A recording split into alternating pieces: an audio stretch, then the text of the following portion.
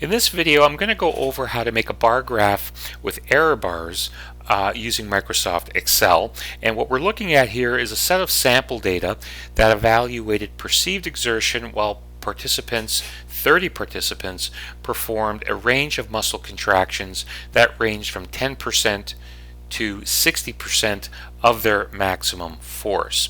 And what I want to plot in this bar graph for each bar will be the summary statistics or descriptive statistics, which is the average of each contraction intensity, and the error bar will be the standard deviation associated with each of those contraction intensities.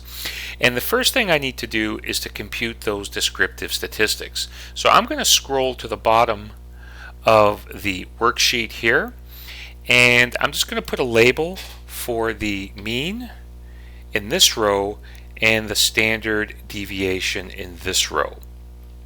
So I'm going to come back up and I'm going to use the Excel function to generate the average. So I'm going to hit the equal sign. I'm going to type in average, Shift 9, and I can either type in the array of cells or I can highlight the array of cells. And then I can just Shift 0 and hit enter, and I have the average for this column. Now to do the same, I can just grab this cell, grab the bottom right hand corner until my cursor turns into a plus sign, pull it over, and now I have the average scores for all 30 participants at each of the respective contraction intensities. Likewise, for standard deviation, I'm going to use the Excel function, which is stdev.s for a sample.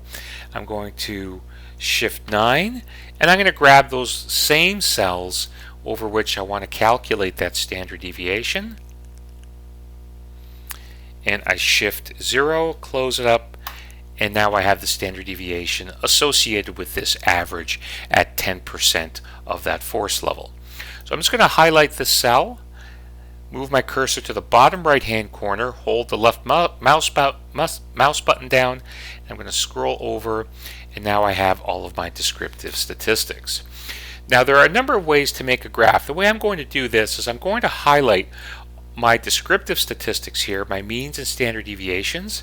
I'm going to right mouse click, I'm going to copy those, and then I'm going to paste those at the top of my worksheet here, starting in cell I2, but I'm not going to do a direct paste. I'm going to go up to the home, and I'm going to click the bottom arrow for paste, and I'm going to paste special. What I want to do here is I don't want the equations, I just want the values for those that are in those cells.